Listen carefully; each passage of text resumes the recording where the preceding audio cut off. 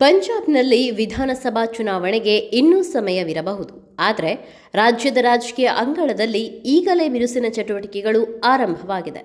ಮುಂಬರುವ ಅಸೆಂಬ್ಲಿ ಚುನಾವಣೆಯಲ್ಲಿ ಭಾರತೀಯ ಜನತಾ ಪಾರ್ಟಿ ಪಂಜಾಬ್ನ ಎಲ್ಲ 117 ಕ್ಷೇತ್ರಗಳಲ್ಲೂ ಏಕಾಂಗಿಯಾಗಿ ಸ್ಪರ್ಧಿಸಿ ಪೂರ್ಣ ಬಹುಮತದೊಂದಿಗೆ ಅಧಿಕಾರಕ್ಕೇರಲಿದೆ ಎಂದು ಬಿಜೆಪಿ ರಾಷ್ಟ್ರೀಯ ಸಂಘಟನಾ ಪ್ರಧಾನ ಕಾರ್ಯದರ್ಶಿ ಬಿಎಲ್ ಸಂತೋಷ್ ವಿಶ್ವಾಸ ವ್ಯಕ್ತಪಡಿಸಿದ್ದಾರೆ. ಪಂಜಾಬ್ಗೆ 2 ದಿನಗಳ ಪ್ರವಾಸ ಕೈಗೊಂಡಿರುವ ಬಿಎಲ್ ಸಂತೋಷ್ ಅವರು ಪಟಿಯಾಲದಲ್ಲಿ ನಡೆದ ಮೊದಲ ವಲಯ ಸಭೆಯನ್ನು ಉದ್ದೇಶಿಸಿ ಮಾತನಾಡಿದರು. ಮೊಹಾಲಿ ವಿಮಾನ ನಿಲ್ದಾಣದಲ್ಲಿ ಪಕ್ಷದ ರಾಜ್ಯಾಧ್ಯಕ್ಷ ಸರ್ದಾರ್ ಕೇವಲ್ ಸಿಂಗ್ ಧಿಲ್ಲೋನ್ ಹಾಗೂ ಇತರ ಮುಖಂಡರು ಅವರನ್ನು ಅದ್ಧೂರಿಯಾಗಿ ಸ್ವಾಗತಿಸಿದರು. ಪಟಿಯಾಲ, ಭಟಿಂಡಾ, ಲುಧಿಯಾನಾ, ಜಲಂಧರ್ ಮತ್ತು ಅಮೃತ್ಸರ್ಗಳಲ್ಲಿ ಸಭೆಗಳನ್ನು ನಡೆಸಲಿರುವ ಅವರು ಬೂತ್ ಮಟ್ಟದಲ್ಲಿ ಪಕ್ಷವನ್ನು ಬಲಪಡಿಸಲು ಮತ್ತು ಪ್ರಧಾನಿ ಮೋದಿ ಅವರ ಜನಪರ ಯೋಜನೆಗಳನ್ನು ಪ್ರತಿ ಮನೆಗೂ ತಲುಪಿಸಲು ಕಾರ್ಯಕರ್ತರಿಗೆ ಕರೆ ನೀಡಿದ್ದಾರೆ.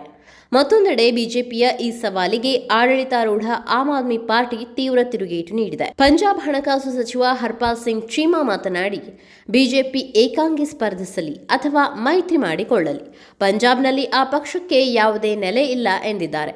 ಅಲ್ಲದೆ ಅಕಾಲಿ ದಳ ಮತ್ತು ಬಿಜೆಪಿ ಆಡಳಿತಾವಧಿಯಲ್ಲೇ ರಾಜ್ಯಕ್ಕೆ ಡ್ರಗ್ಸ್ ಮಾಫಿಯಾ ಕಾಲಿಟ್ಟಿತ್ತು ಎಂದು ಆರೋಪಿಸಿ, ಈ ಬಾರಿ ಕಳೆದ ಬಾರಿಗಿಂತಲೂ ಹೆಚ್ಚು ಸ್ಥಾನಗಳನ್ನು ಗೆದ್ದು ಮತ್ತೆ ನಾವೇ ಅಧಿಕಾರ ಹಿಡಿಯಲಿದ್ದೇವೆ ಎಂದು ವಿಶ್ವಾಸ ವ್ಯಕ್ತಪಡಿಸಿದ್ದಾರೆ.